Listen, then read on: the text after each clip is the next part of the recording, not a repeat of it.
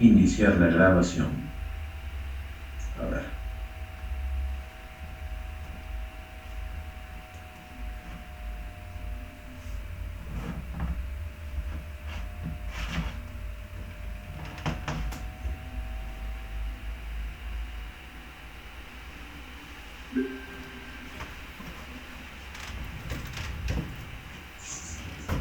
Muy bien, doctores.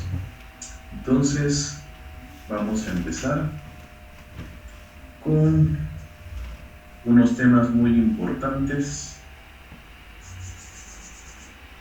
De aquí van a salir algunas preguntas importantes para su examen. Ya les voy comentando, doctores. La doctora Matei me ha pedido que haga 17 preguntas de todos mis temas. Así que de estos, obviamente, van a salir para el examen. Empezaremos porque tenemos 2 horas cronológicas y tenemos que revisar 2 grandes bloques, que son parasitosis, tanto intestinales como 2 parasitosis que son de importancia regional. Y luego vamos a ver lo que son las hepatitis víricas. ¿Correcto? Ya cada uno estará ya conectado. Tome nota. Vamos a tratar de hacerlo lo más práctico, puntual, acerca de aquellos ítems que son necesarios para el examen. Entonces, comenzamos. Muy buenas noches, doctores. Ya siendo las 7:03, vamos a brindar la clase de parasitosis intestinales como primer bloque. Ya me conocen, yo soy el doctor Oscar Eduardo Vera Romero, soy su médico que va a impartir esta clase. Los objetivos de la clase, al menos de parasitosis intestinales, van a ser conocer y diagnosticar las principales parasitosis que clínicamente son más frecuentes. Obviamente el capítulo de parasitología es muy amplio, no lo vamos a tocar todos, pero los que tienen importancia clínica sí. ¿Qué tenemos que conocer? Obviamente el manejo, que es lo más importante, y promover las medidas preventivas y sobre todo un adecuado tratamiento, que en realidad vamos a ir descubriendo que son el mismo esquema para la gran mayoría de estas parasitosis. Definición general. ¿Qué se trata un parásito? Es un organismo en realidad animal principalmente. También hay parásitos vegetales y que vive sobre o inclusive dentro de un huésped. En este caso, los parásitos intestinales viven dentro del ser humano en el aparato intestinal. Parasitismo es la forma de vida de estos parásitos y que pueden estar asociados, ¿no?, a un tipo de relación principalmente comensal y asimismo pueden también convertirse, dependiendo del estado inmunológico del huésped, en potenciales agentes infecciosos. La parasitosis en realidad es ya la enfermedad producida por los parásitos. Entonces, que quede muy claro esa terminología. La clasificación de los parásitos intestinales se va a dividir en 2 grandes bloques, principalmente lo que es los protozoos y los helmintos. Nos va a interesar en este caso lo que se está resaltando es debido a que, por ejemplo, de los protozoos, para lo que es la parte intestinal, nos interesa la gran familia de coccidias y microsporidium, que eso lo van a tratar principalmente en VIH, pero vamos dando algunos datos, ya que cuando el VIH se presenta y el CD4 baja por menos de 200 e inclusive menos de 100, empiezan a tener importancia y relevancia los cuadros intestinales por parásitos debido a las diarreas que producen en el paciente y una deshidratación muy severa. y ahí talla obviamente los coccidios y los microsporidios. Eso como protozoos. Después vamos a tener lo que vamos a tratar el día de hoy, que son en realidad los nemátodes, los céstodes y el tremátodo, que es muy importante en la región Junín, ya que es una infección que a veces es poco diagnosticada, es decir, que hay subdatos y es difícil de manejar el tremátodo, que es la fasciola hepática. En realidad los otros nemátodes y céstodes vamos a tratar de resumirlos en estas primeras diapositivas. La epidemiología, obviamente en Perú nos interesa mucho las geohelmintiasis. Las geohelmintiasis en realidad están dadas por la familia de los helmintos. Representantes obviamente son el ascaris, tricocéfalos y uncinarias. ¿Y por qué tiene la relevancia estos tres helmintos, o también llamados geohelmintiasis, ya que tienen una distribución mundial y son causantes de anemias crónicas en los pacientes? Y si se da en pacientes pediátricos, estos van a sufrir no solamente de anemias, sino que también de cuadros inclusive diarreicos y hasta cuadros obstructivos. De ahí tenemos también los protozoos como la yardiasis y la amebiasis, que en realidad son patologías que se le ubican en zonas tropicales principalmente, pero también tienen una distribución a nivel mundial. ¿Qué generan estas patologías y estos helmintos y protozoos? Pues en realidad una morbilidad. ¿Por qué? Porque cursan con cuadros diarreicos. Ya hemos mencionado que pueden llevar a desnutrición debido a una mala absorción, debido a que estos, como están dentro del aparato digestivo, se aprovechan de todos los nutrientes, dejándonos con muy baja cantidad de los mismos, y por ende el ser humano por lo general va a cursar posteriormente con cuadros de desnutrición e inclusive avitaminosis. ¿Cuál es la clínica más frecuente? Es la anemia. La anemia se asocia mucho a estos cuadros de parasitosis intestinal, alrededor del 56.7%. Vamos a ver y mencionemos que los síntomas va a estar determinado por el tipo de parásito, la cantidad de parásito y del estado inmunológico del paciente. Entonces, estos pueden ser asintomáticos, pueden ser cuadros leves, cuadros moderados o inclusive cuadros severos a graves. Los síntomas son en realidad muy inespecíficos. Va desde incomodidades en la parte abdominal, y también puede cursar con cuadros de náuseas, vómitos o inclusive constipaciones, que cursan también con deposiciones sueltas y que podrían llegar a cuadros graves, inclusive si es que estos se convierten en un gran número, es decir, en una infestación intestinal, a producir cuadros de obstrucción de los mismos, convirtiéndolo un cuadro médico a un cuadro quirúrgico. Asimismo, no son causas frecuentes de diarreas. Como ya he mencionado, pueden cursar como cuadros asintomáticos o como cuadros leves, debido a que ya también hemos tenido la capacidad de poder mencionar en la clase anterior acerca de la tenia y una sustancia que ellos elaboran, así como cualquier otro parásito intestinal, que producen sustancias glucoproteicas que tratan de evadir la respuesta inmune, y por lo tanto aparecen justamente cuadros asintomáticos leves. No se debe de imputar ciertas manifestaciones como inapetencia, palidez de la piel, obviamente, pero hemos visto que inicialmente estos cuadros no son tan agudos, en realidad son cuadros subagudos o crónicos, que donde predomina principalmente el prurito, a veces en la zona nasal.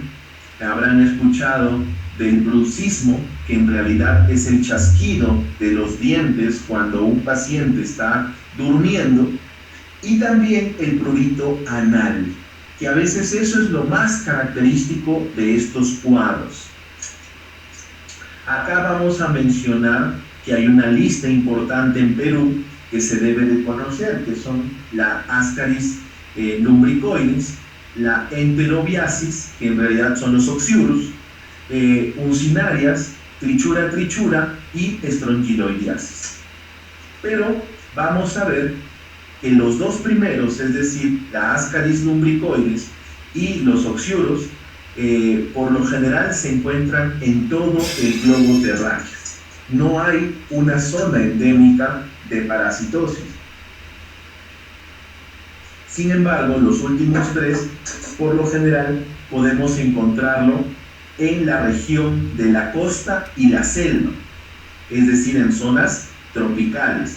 Sin embargo, en nuestra región, en la región Junín, encontramos dos áreas geográficas muy importantes, que es la región de la selva central, pero vivimos en una área geográfica que, a pesar de estar en la cordillera de los Andes, es en realidad un valle interandino que tiene la capacidad de tener una temperatura que puede, en este caso, tanto a las uncinarias y a la trichura, generar un ambiente más óptimo y también tener casos de parasitosis intestinal en esta región. De ahí la importancia de conocer este tema. Empezaremos con el Ascaris lumbricoides. Su etiología, vamos a ver que se trata de un helminto, por lo general que puede sobrevivir de 10 hasta 24 meses en el ambiente. Los machos, por lo general, son más pequeños que las hembras, miden de 15 hasta 30 centímetros, pueden alcanzar en el ser humano. Las hembras, en cambio, pueden tener una longitud de 25 hasta 35 centímetros. Quiere decir que son parásitos que se pueden observar macroscópicamente, es decir, las formas adultas. En cambio, cada hembra que se fecunde, en este caso, va a liberar al día, obviamente, alrededor de 200.000 huevos. Ojo, 200.000 huevos. Los huevos fértiles obviamente son de forma ovalada, tienen una microscopía en realidad, porque no se pueden ver a macro, es de 45 por 70 micrómetros por 35 hasta 50 micrómetros de tamaño. Luego, estos son siempre expulsados a través de las heces. Y hay un ciclo importante que hay que recordar, y de ahí también que el tratamiento se debe de repetir más o menos durante ese periodo de ciclos, es decir, de 5 a 10 días en el caso del Ascaris lumbricoides. Y vamos a ir viendo que más o menos van a tener esas características la mayoría de los parásitos. Por eso que se recomienda en promedio a veces dar un tratamiento de 1, 2 o hasta 3 días. En la mayoría de los casos hay otros que se necesitan dar 5 hasta más días de tratamiento, y después del último día repetir al menos una dosis de refuerzo, dicen algunos autores, más o menos en 7 días después de la última toma. ¿Y por qué? Justamente porque se presentan ciclos de eliminación de huevos. En este caso del Ascaris lumbricoides, repito, se trata de 5 a 10 días. La epidemiología estamos viendo que es uno de los helmintos que más afecta al ser humano, es el más prevalente y es cosmopolita, es decir, lo encontramos en todo el mundo. Vamos a ver cuáles son los factores de riesgo que tenemos que preguntar o al menos analizar frente a un caso de sospecha de parasitosis, es las malas condiciones higiénicas y sobre todo socioeconómicas. ¿Debido a qué? Ya que hemos mencionado que los huevos, que son más de 200.000 al día que a veces una hembra puede depositar y eliminar inclusive el ser humano, lo elimina al ambiente. Y eso es generador de focos de reinfecciones en los pacientes. Asimismo, la mala higiene, es decir, el lavado de manos, si es que uno no se lava bien la mano y se puede autofecundar inclusive, o autocolonizar o autoinfectar. Vamos a ver que la edad más frecuente, obviamente, es la edad escolar y preescolar. ¿Por qué? Ya que los niños y niñas, por lo general, tienden a tener una actividad social un poco más de contacto y por ende compartir cosas, agarrarse las manos y obviamente no hacerse la higiene. Y la transmisión definitivamente es de la vía mano-boca. Vamos a ver que acá el Ascaris lumbricoides va a tener una característica muy peculiar, que es que obviamente va a llegar también al aparato digestivo, que es parte de su ciclo. Por eso que ellos hacen un ciclo de Loeffler. En este caso es necesario para el Ascaris lumbricoides llegar al aparato a través de la tráquea, de los pulmones y también de la circulación, porque en este caso este parásito necesita tener al menos la estimulación a nivel pulmonar para que pueda el huevo obviamente germinar, convertirse en una larva y posteriormente pasar del aparato del aparato respiratorio hacia el aparato digestivo para ser deglutido y llegar hasta el intestino, donde obviamente la forma adulta que resiste los ácidos del estómago pues va a generar los huevos y la fecundación y va a repetir el ciclo. Entonces quedemos claro que el Ascaris lumbricoides necesita circular y llegar al aparato respiratorio, ya sea a través, repito, del mismo aparato digestivo o a través de los huevos fecundados de torrente sanguíneo que llegan hacia el pulmón. Manifestaciones clínicas, lo más común es que no hayan, es decir, son asintomáticos. Vamos a ver que si se presentaran síntomas, los pacientes, dependiendo del estado inmunológico, pueden o no tener fiebre, urticaria, granulomatosis por migración, que ya hemos visto que tiene que migrar desde el torrente sanguíneo, desde el intestino hacia los pulmones y de los pulmones llegar nuevamente al aparato digestivo. El ciclo de Loeffler, es decir, la fase pulmonar, podemos encontrar huevos o podemos encontrar formas adultas y lo que va a generar obviamente es una tos seca. No va a haber expectoración en lo que es la manifestación del Ascaris lumbricoides en el ciclo de Loeffler. Es una tos seca, repito. Puede haber disnea, sí, porque puede generar una obstrucción bronquial.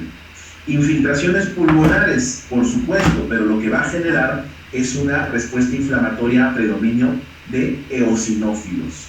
Y inclusive los pacientes pueden toser o expectorar de algún grado debido a que las larvas se encuentran en el tubo respiratorio y por ende también podemos encontrar larvas también en el esputo. En el aparato gastrointestinal vamos a ver que puede estar cursando con dolor abdominal inespecífico, puede cursar también con náuseas y vómitos, y en los vómitos también podemos encontrar ya la forma adulta, debido a que hemos mencionado que estas formas adultas, estos helmintos, pueden resistir los jugos gástricos y por ende también generar una estimulación gástrica de eliminación, y al vomitar pueden aparecer también las formas adultas, que generan también distensión abdominal, dolores abdominales como retorcijones e inclusive, que ya mencionamos, obstrucción intestinal, y llegar también hasta lo que es la salida del esfínter de Oddi, ¿no?, por parte del duodeno, y ascender inclusive hasta las vías biliares, generando cuadros subobstructivos o inclusive un cuadro de colecistitis. También puede obstruir el conducto pancreático y llevar a lo que es una pancreatitis o peritonitis. Ahí vemos un ejemplo de un ascaris en el esófago, ¿no?, donde ha perforado, inclusive porque esto es una cirugía abierta, en donde ha salido y ha vuelto a ingresar al esófago. Y obviamente eso ha generado un cuadro inclusive hasta subobstructivo y que necesitó una cirugía. Radiológicamente, el síndrome de Loeffler, no hay imágenes o no hay signos radiológicos patognomónicos, así que la clínica que se ha mencionado, que es una tos seca predominantemente, y patrones que podrían estar generando un cuadro aparentemente neumónico muy localizado, es una sospecha alta de pensar de síndrome de Loeffler. Y viendo también en el hemograma que puede haber una reacción de los eosinófilos.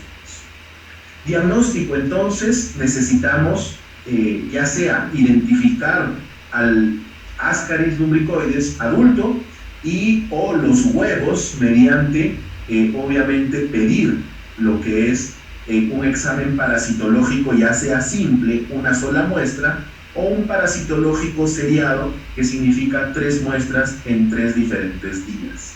Pueden ser consecutivos, pueden ser espaciados estos días, pero es importante. Muy bien.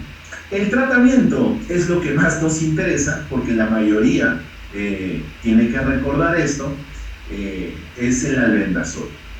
La dosis es de 10 a 15. Recuerden que eso es lo que nos dicen los libros de farmacología. Sin embargo, para el tratamiento parasitológico, por lo general se recomienda la dosis más alta, que en este caso es a 15 miligramos por kilo de peso al día. Recordemos que ese valor ya lo hemos conocido al hablar de la neurocisticercosis. Vamos a ver que de 1 a 2 años ya la dosis es de 200 miligramos vía oral, dosis única para este grupo etario, y aquellos mayores de 2 años vamos a tener desde 100 a 200, dependiendo, repito, del peso que tenga el paciente, cada 12 horas también como dosis única. Abro paréntesis porque les mencioné de que hay un ciclo que puede ser de 5 hasta 10 días. Quiere decir que podríamos repetir la dosis en 7 días en promedio. Mebendazol definitivamente solamente se recomienda en niños mayores de 2 años. Por favor, no utilizar en menores de 2 años, porque lo que va a generar es un cuadro de hepatitis. ¿Qué más? Debido a su alta toxicidad. 100 miligramos es la dosis vía oral cada 12, sería ahí, perdón, hay un error, cada 12 horas, por 3 días. Y hay un segundo ciclo que sí se tiene que cumplir con el mebendazol, que es en 3 semanas, debido a que este medicamento puede todavía tener recirculación hepática y por ende también generar un mayor tiempo de vida de eliminación y generar también una mayor eliminación, entre comillas, pero debido a su toxicidad es una segunda línea. También podemos utilizar la nitazoxanida, que se utiliza solamente a partir del año, no se puede utilizar antes del año. Es de 1 a 3 años, la recomendación es 100 miligramos por kilo de peso, vía oral cada 12 horas por 3 días consecutivos. En adultos, ya por ejemplo de 4 a 11 años, vamos a tener que es el doble ya, 200 miligramos. Y en adultos la dosis es 500 miligramos cada 12 horas por 3 a 5 días consecutivos. ¿Pueden repetirlo? Claro que sí. Por lo general, dependiendo del ciclo de eliminación de los huevos de cada parásito. La enterobiasis que es en realidad la forma más común, el nombre más común, son los oxiuros que le conocen, o oxiuriasis es el término para referirnos a la infección de este Enterobius vermicularis en el ser humano. Factores de riesgo son los mismos doctores: hacinamiento escolar, familiar, pobre higienes, así también como bajo nivel socioeconómico, y que genera obviamente una inadecuada higiene personal y de la comunidad. Ese es el principal factor de riesgo para todos los parásitos intestinales. Entonces, vamos a decir que es la infestación por el mintos, que es la más frecuente, obviamente. De la segunda es la que hemos visto inicial, que es el Ascaris. No distingue edad, no distingue sexo, no distingue nivel socioeconómico, es decir, todos los seres humanos podemos tener esta infección intestinal. La prevalencia más alta, es decir, el grupo etario donde hay mucho más casos sintomáticos, obviamente, es de los 5 a 14 años. Esa es la mayor prevalencia. Sin embargo, todo el resto de los grupos etarios son muy susceptibles a tener esta infección. ¿Cuáles son las características? Vean, estas son las famosas lombrices o oxiuros. Es de que más o menos tienen 1 centímetro de longitud, son pequeños, son de un color blanquecino, forma filamentosa, y por lo general les gusta habitar lo que es el ciego, el apéndice secal. Por ende, de ahí también en algunos cuadros pueden llevar a desencadenar una apendicitis, y también las áreas adyacentes al ciego y sobre todo el colon ascendente. Cuando encontramos obviamente síntomas perianales, es decir, el prurito, es cuando ya la hembra ha salido de estos lugares, ha tenido que recorrer todo lo que es el colon descendente, llegar inclusive hasta lo que es la mucosa anal, y la mucosa o la piel en realidad perianal es en donde va a depositar los huevos, y obviamente eso genera un prurito intenso en el paciente. Entonces, cuando tenemos síntomas debido a este Enterobius vermicularis, es porque ya la hembra que fue fecundada va a depositar los huevos, porque en realidad anatómicamente se ubica principalmente, repito, en ciego y el colon ascendente.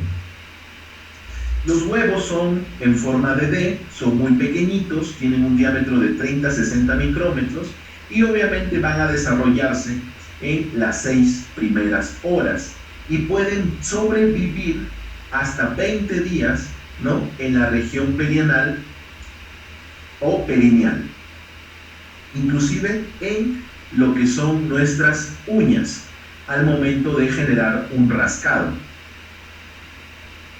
Vamos a ver que el ciclo de vida de este Enterobius vermicularis es muy fácil de aprender. Los huevos van a ser depositados por la hembra fecundada, lo que va a generar ya sea la eliminación por las heces o por rascado, y eso nos podemos autoinfectar en nuestras manos.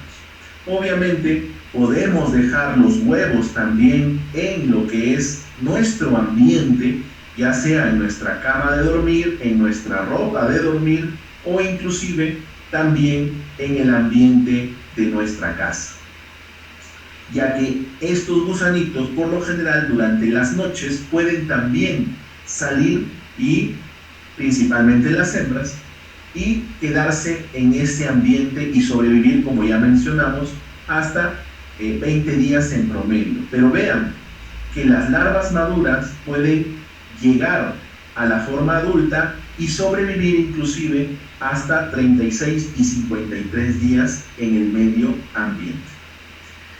¿Qué más podemos decir del Enterobius vermicularis? Es de que la clínica, por lo general ya hemos visto de 4 a 14 años, que es el grupo etario, es el prurito anal, es el rascado.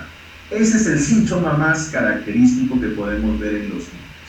A veces, el sangrado general o secundario después del rascado y poder llevar hacia una dermatitis o una sobreinfección bacteriana en la zona anal y perianal. ¿Qué otros síntomas ya hemos mencionado también en el ascaris? Lo mismo también sucede en los oxiuros, es este bruxismo. El bruxismo, repito, es el chasquido de dientes. Las molestias digestivas, repito, pueden ser muy sutiles, la mayoría son asintomáticos, pero puede generar cólicos abdominales, generar cianorrea en algunos niños menores de 5 años, náuseas, vómitos y cuadros que se resuelven rápidamente como diarreas, pero son autolimitados, repito. ¿Qué podemos encontrar de forma crónica? Obviamente es la hiporexia, secundariamente debido a la mala absorción es la anemia, y si hay una anemia crónica definitivamente va a haber un bajo rendimiento escolar y también disminuye el peso y disminuye el crecimiento debido a que estos enterobios vermicularis van a tomar la mayor cantidad de nutrientes y va a quedar mucho menor en lo que son los niños.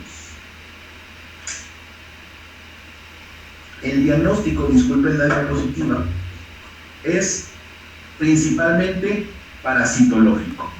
Un examen que nos han enseñado, a veces dicen, no, eso es muy antiguo, pero en realidad todavía se sigue realizando, es el test de Graham.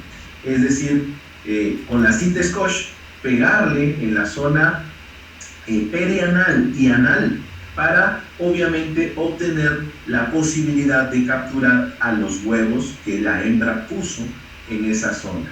Pero también podemos ver los huevos si es que pedimos un parasitológico simple, o el más recomendable, al igual que en el ascaris, es un parasitológico serial. Por lo tanto, el tratamiento también de los oxiuros, al igual que el ascaris lumbricoides, es albendazol, mebendazol y nitazoxanida. Son los mismos tratamientos, y la profilaxis, obviamente, tras un tratamiento efectivo, hay que mejorar la higiene y también, sobre todo, inculcar en los menores el lavado de manos. Y sobre todo, un manejo adecuado de la ropa de cama e inclusive la ropa de dormir, y los ambientes al barrer sería también importante evitar que se eleve el polvo, porque ahí pueden estar los quistes, o en este caso los huevos del enterobius o del ascaris. Hasta ahí nuestra primera presentación de lo que es los dos principales agentes intestinales. Vamos a ver ahora lo que es la parasitosis de importancia nacional y regional. Esto sí quiero que estén muy atentos para que puedan responder sus preguntas, porque de acá van a venir dos casos clínicos en el examen. Empezamos. Hay parasitosis que son de importancia a nivel nacional y a nivel regional.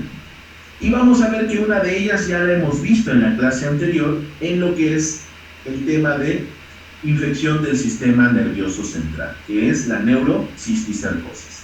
La teniasis y la cisticercosis por lo general reciben el mismo tratamiento, con albendazol principalmente. La única diferencia es que la neurocisticercosis se puede usar albendazol solo, o también se puede asociar el praziquantel, que la dosis que hemos mencionado en la clase anterior, solo para recordarles, es de 50 miligramos por kilo. Las otras dos que vamos a tratar el día de hoy en esta primera hora, esta media hora que falta para completar la primera hora, es la fasciola o la fasciolosis, que es el tremato, el que hemos visto también dentro de la clasificación. Y otro tema importantísimo de salud pública y que compete también a la región Junín es la hiratidosis humana. Vamos a ver que en la región Junín, hace algunos años, la DIRESA tuvo la gran idea de imprimir este librito, pero en realidad es una publicación de Latinoamérica de autores argentinos. Pero vamos a ver la importancia de la hiratidosis. Vamos a ver que la hiratidosis, o también llamada equinococosis quística, repito, equinococosis quística, es en realidad una zoonosis muy importante en Latam, es decir, en la región de América Latina. ¿Debido a qué? A que como somos países sudamericanos donde nos dedicamos a la ganadería y a la agricultura, obviamente es mayor la población que entra en contacto con animales y por ende vamos a ver que afecta al ser humano y se convierte en realidad en un hospedero intermediario, pero de forma accidental. Recuerden eso, el ser humano en la equinococosis quística es un hospedero intermediario accidental. ¿Por qué? Porque el hospedero definitivo en realidad son los cánidos, es decir, la gran mayoría cría perros. Vamos a ver que los perritos van a ser el principal huésped del parásito adulto. Después, el ganado bovino, el ganado ovino y porcino principalmente, pero pueden haber otro tipo de ganados, se convierten en los hospederos intermediarios. Recuerden eso entonces. Definitivo, perro. Hospederos intermediarios, todo el ganado bovino, ovino, porcino. Pero el hombre se convierte en un intermediario accidental. Según esta publicación, que es en realidad los autores del librito, no es la DIRESA, Junín, vamos a ver que la incidencia es muy alta en Brasil, Perú, obviamente Argentina, que tiene o que es en realidad un país altamente también ganadero, y por ende también esta zoonosis es muy importante. Veamos que hay zonas como por ejemplo Junín, que tienen una prevalencia en realidad moderada alta, porque va desde 7.91 hasta 20.79 casos por cada 100.000 habitantes. De ahí también la importancia que ustedes, como están estudiando en esta región medicina, deberían de conocer y deberían de saber el manejo. Etiología. Desde una perspectiva actual se considera pues un complejo, actualmente doctores, en este 2024, ya no es una enfermedad, sino es debido a un complejo multiespecie del Echinococcus granulosus. ¿Cómo se denomina ese complejo multiespecie actualmente? Echinococcus granulosus sensu lato. Esa es la terminología. SL es en siglas de sensu lato. ¿Cuántas especies hay? Muchas, pero las que tienen importancia para el ser humano es el Echinococcus granulosus sensu stricto. En realidad, ¿por qué? Dentro de ellos existen 3 genotipos. El que nos interesa principalmente es el genotipo 1. Es el que tiene la distribución mundial, es el responsable del 80% de los casos y que también en Perú es el agente más frecuente. El Echinococcus equinus, es decir, del caballo, tiene el genotipo 4. El Tlepli es el genotipo 5, en realidad está en varias especies, y en lo que es el canadensis, que es en la familia de los cánidos, es decir, también los perritos tienen genotipos desde el 6 hasta el 10, y uno que es muy importante en África, que es el Echinococcus felidis, que es el genotipo 11, o también denominado cepa león, es decir, que es el que afecta a los leones. Este parásito, vean, en realidad es una tenia, pero es una tenia también denominada tenia enana. debido a que solamente tiene 4 proglótides. Vean, aquí está el escólex, el primer proglótide, el segundo proglótide, el tercero, y el cuarto proglótide es el más externo y es el que contiene, por lo general, los huevos fecundados, que puede ser eliminado fácilmente. Recuerden la clase de la tenia que hemos visto en la anterior semana. Entonces, y de acá puedes crecer un nuevo proglótide y el siguiente convertirse en esta forma y seguir eliminando huevos fecundados. Entonces, este parásito adulto, que es en realidad una tenia blanca, enana, mide de 3 a 7 milímetros de longitud, es muy pequeñito. Se adhiere a la mucosa, obviamente, del huésped definitivo, que en este caso es el perro, el zorro o algún otro familiar de los cánidos, que puede ser también, por ejemplo, un coyote. Ahí vamos a encontrar a esta forma adulta, solo en los perritos.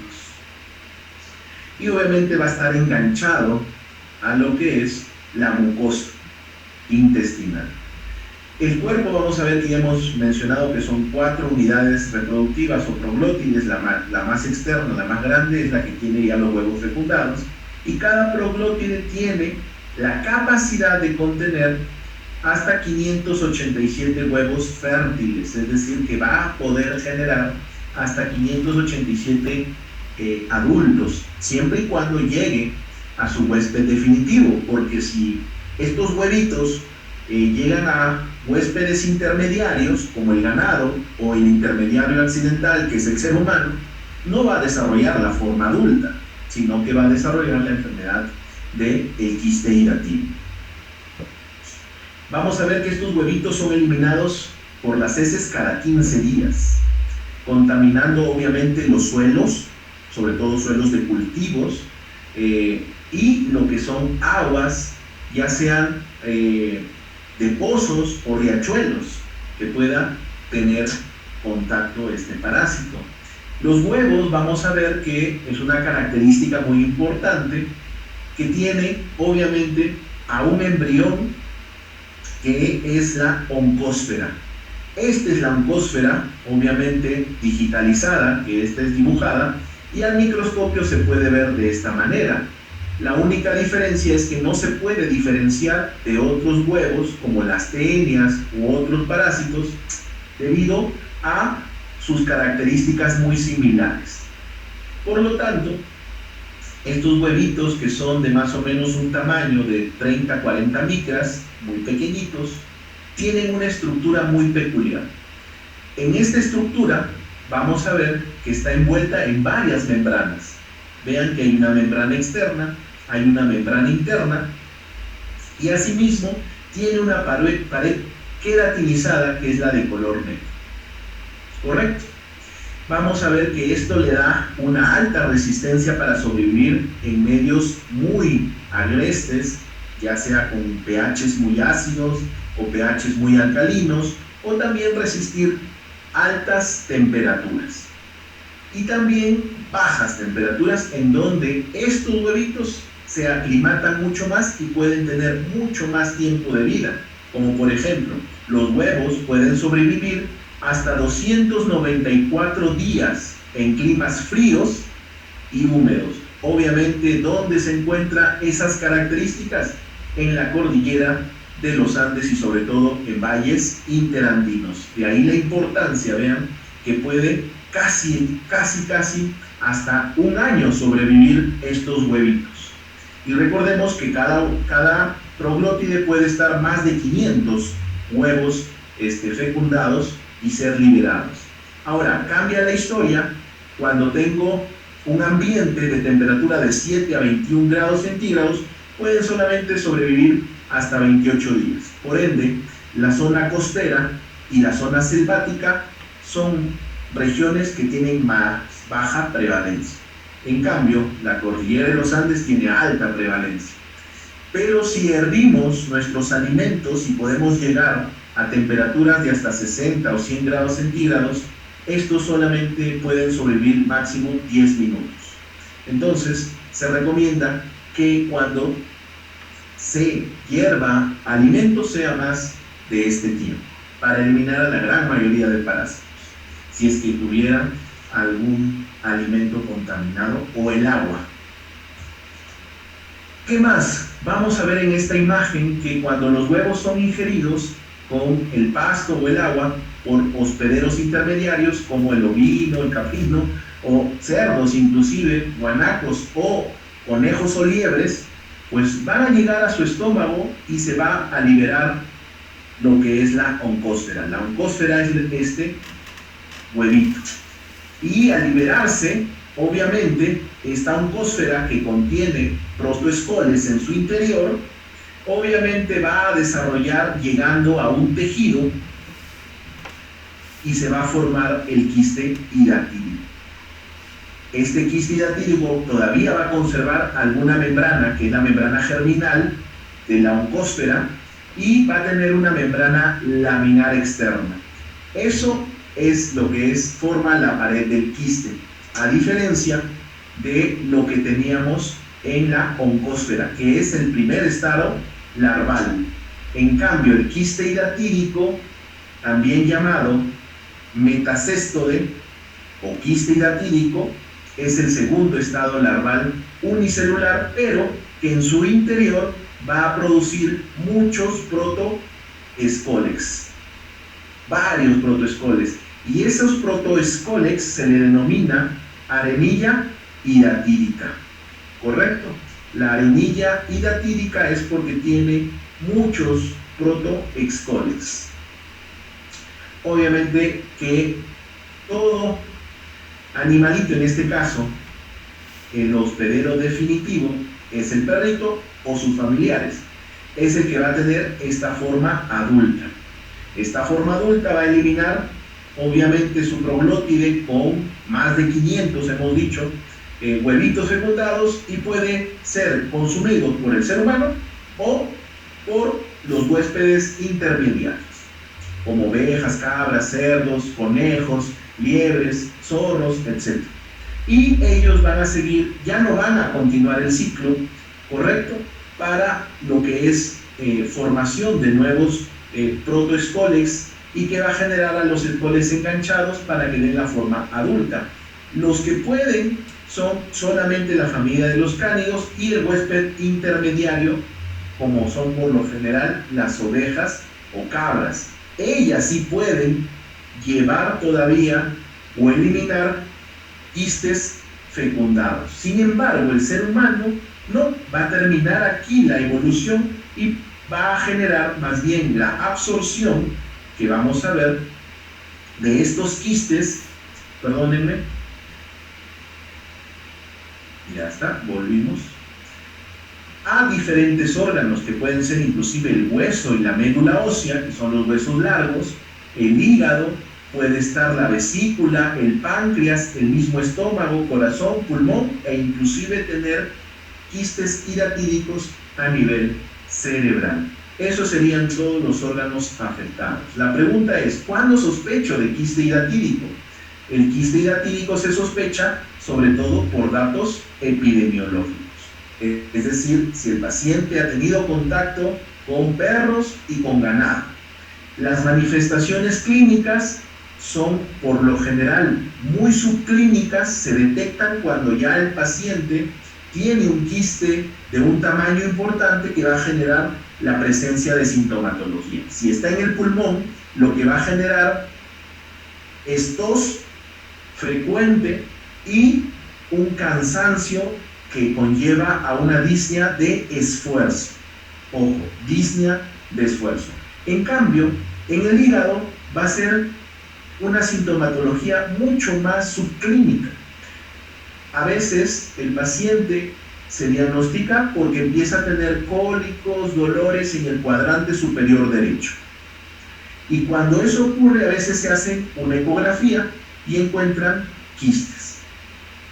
En la niñez, vamos a recordar aquí que es la etapa de vida donde generalmente se adquiere la infección. fundamentalmente debido a hábitos de los niños, que es la pica. La pica en realidad es una costumbre que diríamos de comer ciertos alimentos que por lo general no son frecuentes. Los niños a veces agarran, comen tierra, comen sal, comen o chupan algún objeto, juguetes, ¿cierto? Y por lo general eso se denomina pica, inclusive hasta hábitos como comer hielo u otros tipos de manifestaciones. La geofagia, que ya mencioné, comer hasta tierra, y juegos o prácticas propias de la edad que se da debido a la relación social que tienen en esta etapa. Asimismo, hay posibilidad de que, por ejemplo, algunos adultos les enseñan a los niños a ser lamidos, besados por los animalitos, como los perros, y eso es también una muy mala costumbre, y eso genera también, obviamente, la posibilidad de infectarse con los huevos.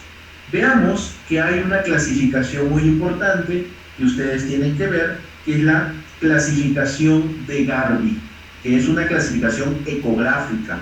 Sin embargo, la OMS ha podido resumirla también a través de estudios no solamente de ecografía, sino de resonancias magnéticas o tomografías. Pero son muy equivalentes estas dos clasificaciones y las vamos a resumir de la siguiente manera. El tipo 1, correcto, la clasificación Garvey, tipo 1, es un quiste hialino, es decir, tiene líquido, tiene una membrana fina que se identifica, ¿no?, laminar, y es visible en la ecografía. Puede o no tener el signo del nevado, es decir, con escarchita, ¿no?, como estas sombritas alrededor del quiste, puede haber. Acá es un quiste simple. En la resonancia también se ve un quiste simple con un contenido líquido homogéneo, y en la tomografía obviamente se ve por lo general la pared y un contenido por lo general más marrón claro. En el tipo 3, vayamos al tipo 3, es en realidad lo que es el multivesícula, es decir, el quiste complejo. Tiene varias vesículas dentro de un mismo quiste. ¿Por qué? Porque tuvo la capacidad de que los escólex formen sus propios quistes dentro de un quiste inicial. Sin embargo, esa es la clasificación C1 y C2 de la OMS, que en la clasificación Garvey es tipo 1 y tipo 3, que es lo que más frecuente se halla a nivel ecográfico. Sin embargo, el tipo 2, o también catalogado como CE3, es aquella que ya la membrana interna se está desprendiendo, ya sea parcial o inclusive total, y dando esta imagen como que si algo estuviera flotando dentro. Ese es el tipo 2 Garvey o el CE3 de la OMS. El tipo 4 ya es aquel que ya fue reconocido por el sistema inmunitario y en realidad tiene un contenido heterogéneo, es decir, un contenido sólido, en donde ya ha habido posiblemente algunas muertes de los escólex, e inclusive que haya tenido la capacidad del sistema inmunitario de algunas células fagocitarias haber ingresado y generar un líquido, ya no líquido, sino una sustancia gelatinosa, ¿no?, que está en degradación, obviamente, el quiste. Finalmente, el tipo 5 o CE5 de la OMS, tipo 5 es de Garvey, es que ya esté calcificado. Pero hay dos subtipos: que esté calcificado totalmente o que tenga zonas en proceso de calcificación, que vendría a ser la evolución del tipo 4. ¿Correcto?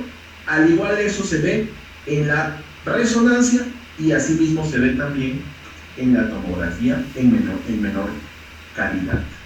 ¿Cómo se trata el paciente con hidatidosis? Obviamente hay que ver dos cosas: si el paciente tiene síntomas o no tiene síntomas, es decir, si es asintomático o no, o sintomático. Principalmente, si tiene síntomas, hay que ver qué tipo de quiste es, si está complicado o no. Volvamos a la diapositiva. ¿Cuáles serían los quistes complicados? El tipo 2, ¿correcto? El tipo 3 y el tipo 4. Esos vendrían a ser los complicados, pero principalmente el tipo 2 Garvey o el tipo 3 Garvey, o CE2 y CE3 de la OMS.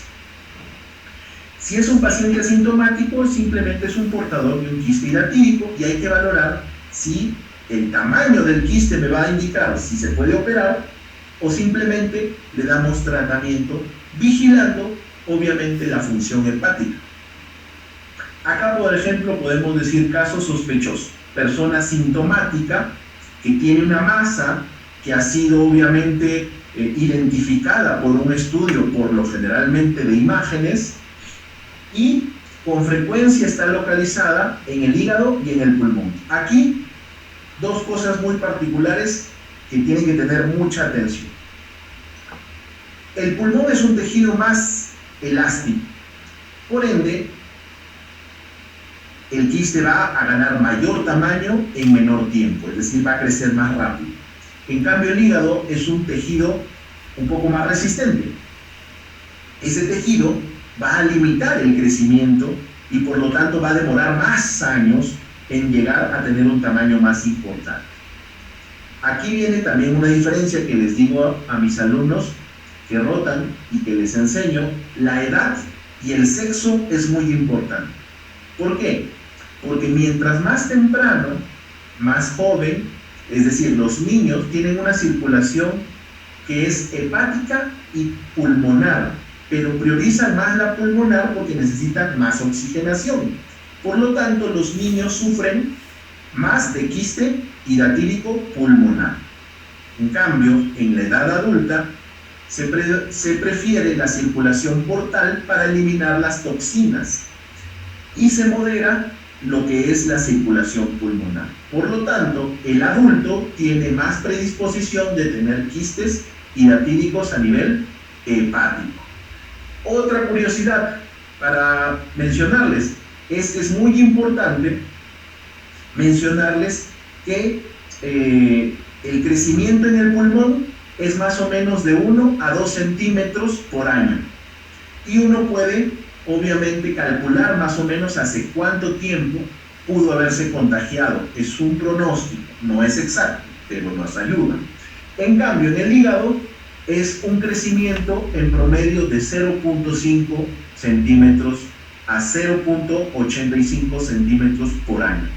Entonces veamos que también esas diferencias es muy importante. ¿Qué tengo que ver?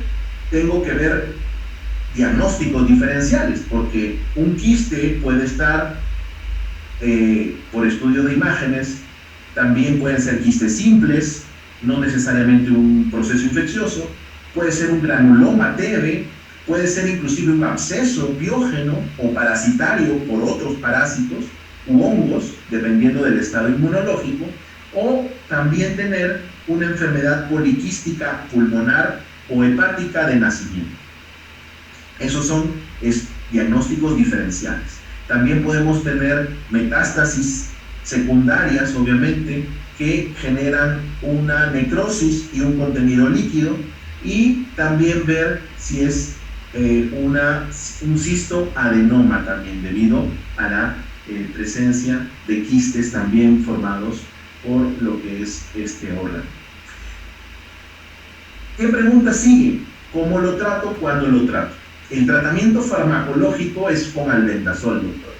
No hay nada más que hacer. Es la mejor evidencia, está más tolerado, es menos tóxico a diferencia del mebendazol, que fue hace varios años el tratamiento inicial, pero ahora pasa a la segunda línea, como la parasitosis. El albendazol, obviamente, va a tener algunas características que vamos a mencionarles a continuación.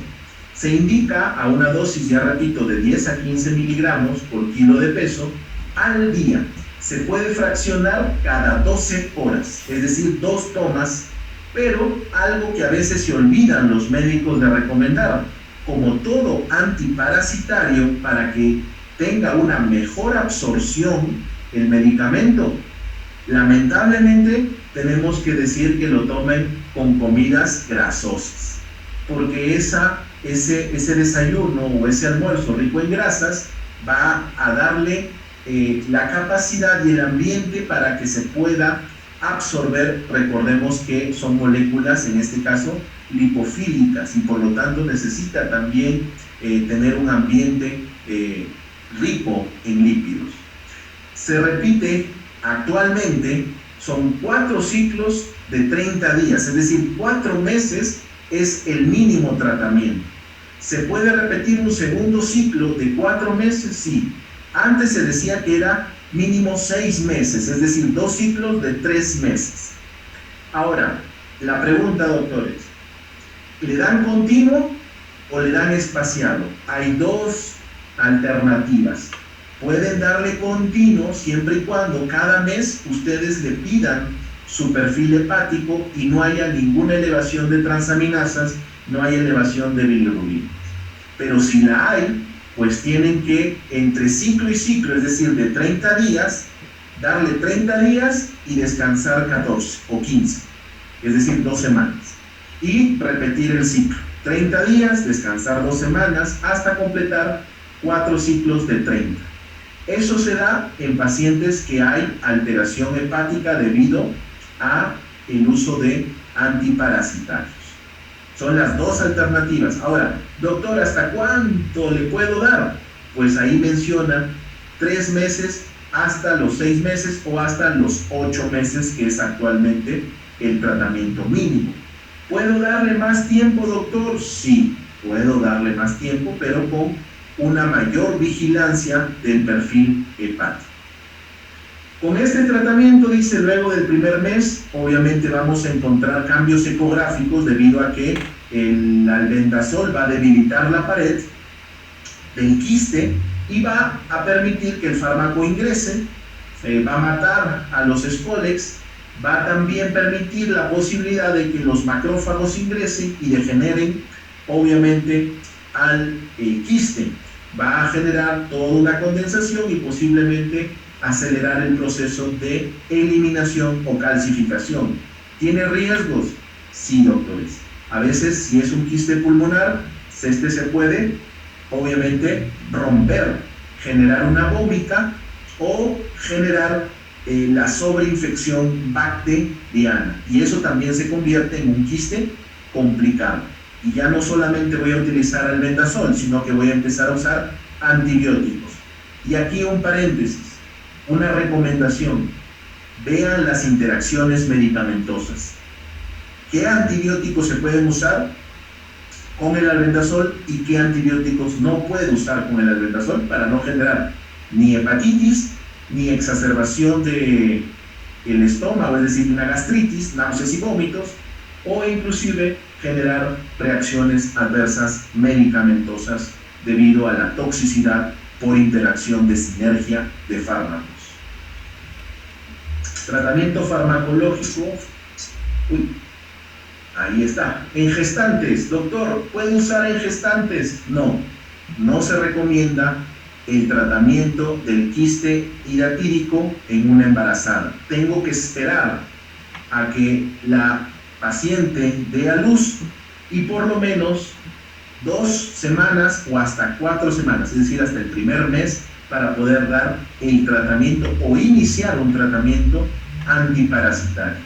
Doctor, si le doy y está lactando la madre, ¿puede generar algún riesgo? Bueno, vigilancia, porque el albendazol también se excreta en mínimas cantidades por la leche, pero tendríamos que vigilar. Y recuerden que el albendazol se da a partir también del primer año de vida.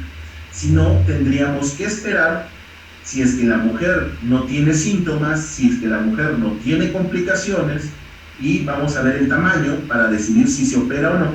Si no recibir tratamiento, podríamos esperar hasta el año para evitar algún efecto en él, aunque es mínimo, dice la literatura, pero también sería una opción de explicarles a su paciente. El uso del albendazol en prequirúrgico, doctores, sí se puede usar, aunque a veces hay algunos cirujanos que no quieren, dicen, no, se me va a romper. Uy, están abandonando la sala, no importa. El albendazol sí se utiliza, doctores, sí se puede utilizar. Hay guías, acá les presento la guía de Argentina, la guía de Chile, la guía de Uruguay, Paraguay y Bolivia, que dice que sí se puede dar albendazol antes de entrar a la cirugía y sin generar ninguna complicación. ¿Por qué? Porque hay que recordar los libros de fármaco. ¿Qué nos dice el albendazol? Y les acabo de poner el tratamiento después de un mes.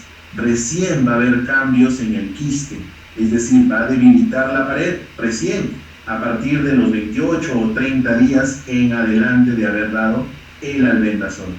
Y si ustedes escuchan a un cirujano que no, bueno, ustedes ya saben la respuesta. Recomendación institucional, bueno, porque esto lo saqué del boletín que hemos hecho en el hospital, y tiempo prequirúrgico sí se puede dar de 1 a 2 semanas antes. Si tiene una neumonía, mejor es tratar primero la neumonía y después iniciar también el prequirúrgico. Pero ¿qué pasa, doctor, si ya se reventó el quiste? Ya vino, hizo una vómica mi paciente. Pues denle antibiótico porque va a estar infectándose, y hay que darle también albendazol. Algo que no se olviden es que me estaba pasando, es de que la guía es del tratamiento farmacológico, es decir, si van a dar albendazol, actualmente la recomendación es darle antiácidos, es decir, ya sea omeprazol o ranitidina, es decir, protector gástrico, durante todo el tratamiento que dure. Puede ser meses, de 6 a 8 meses, o puede ser más meses o años inclusive el tratamiento, dependiendo de la tolerancia de su paciente. Doctor, ¿puede usar antihistamínicos y corticoides? Porque he leído de que si se revienta el quiste, ya sea en el hígado, ya sea en el pulmón, puede llevar al paciente a un shock anafiláctico o generar en las siguientes horas un rash dérmico y generar una hipersensibilización. Claro que sí, doctores, sí se utiliza. Pueden utilizar antihistamínicos de corta vida como la hidrocortisona, para no alterar el eje. Por favor, no usen otros. El segundo que se utiliza vía oral, siempre y cuando el paciente tolere, es la prednisona. Pero utilícenlo con el corticoide. De 3 a 5 días, antihistamínico y corticoide. Al antihistamínico puede ser clorfenamina, levocetiricina, dependiendo si es endovenoso o vía oral, y el corticoide, hidrocortisona, y segundo, la prednisona. Repito, de 3 a 5 días nada más pueden utilizarlo para evitar justamente esa hipersensibilización o ese rash. En cirugía, ahí está el boletín que les mencioné, está indicado todo quiste pulmonar, sea sintomático o no, pero que tenga un tamaño más de 5 centímetros, el quiste debería ser operado, ya sea por el cirujano abdominal, ¿cierto? Si es que está localizado en el hígado o en el peritoneo, o por el cirujano de tórax, idealmente, o cirujano que esté capacitado para lo que es la cirugía en el pulmón. Si no, referirlo en todo caso mejor a un hospital de mayor complejidad para que sea operado. Y acá está un resumen, doctores, del protocolo de atención que está también en el boletín del hospital que yo he podido elaborar, ya sea asintomáticos o sintomáticos. Vamos a ver si el quiste está activo. Voy a tener que ver si es el C1 o el C2, es decir, menos de 5 centímetros, tratamiento sí o sí. Más de 5 centímetros, cirugía, doctores, cirugía. Y si es más sintomático, debería entrar a cirugía, siempre y cuando la excepción es que no esté sobreinfectado. ¿Cuánto es el albendazol? Recordarles, doctores, no se olviden, es de 10 a 15 miligramos por kilo día, 3 a 4 ciclos de 30 días, y los controles son al tercer, sexto y 12º mes del tratamiento. ¿Qué le tengo que pedir? Perfil hepático al menos, y su estudio de imágenes. ecografía o rayos X inicial, o también se puede utilizar resonancia o tomografía dependiendo de lo que ustedes dispongan. Asimismo, el estado de quiste de transición, que es las membranas desprendidas, o inclusive el CE4, que ya está en proceso de generar heterogeneidad del contenido, hay que ver si es sintomático o asintomático. Recuerden que también tienen que pensar en los diagnósticos diferenciales que hemos mencionado. Si es asintomático y es un quiste regular de 7 a 10 centímetros, hay que valorar la posibilidad de cirugía. En cambio, si es activo, si es un quiste que tiene un contenido líquido o multivesicular, más de 5, sí o sí va a cirugía. Si no, si es asintomático y es un quiste que está entre 7 o 10 o más centímetros, debería ya valorarse la cirugía. ¿Cómo se hace en el caso ya de quistes calcificados? Solamente control imagenológico o ecográfico. ¿Cómo son los seguimientos, doctores? Ahí está, a los 30 días, principalmente en aquellos que le están dando albendazol, laboratorio principalmente, ecografía abdominal si es que está en el hígado, y una radiografía de tórax podría ser evaluado. Recuerden que se puede usar o no a los 30 días, después ya no se va a poder usar por la radiación.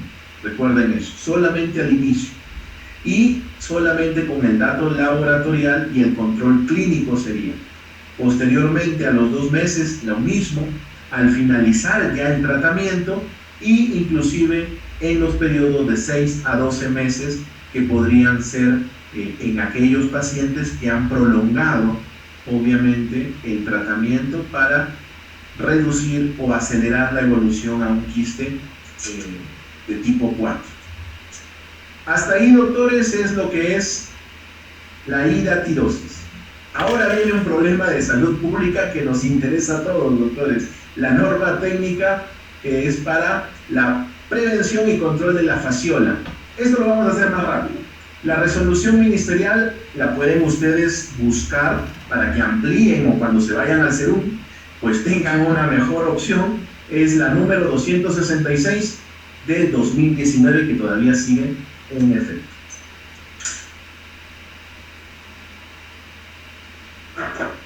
Compartirles una publicación que es muy curiosa, que en los años 90, un título de un diario era "Cholos hayan cura contra letal parásito".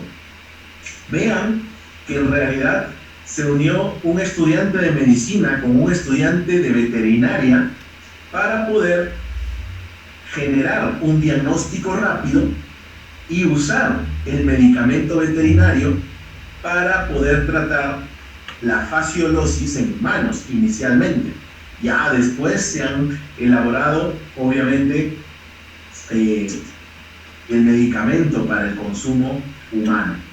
Vean qué características hay debajo de esos dos médicos, que uno era, repito, veterinario, y uno era médico de medicina humana, un estudiante. Ambos eran estudiantes, obviamente, de la Universidad Mayor de San Marcos.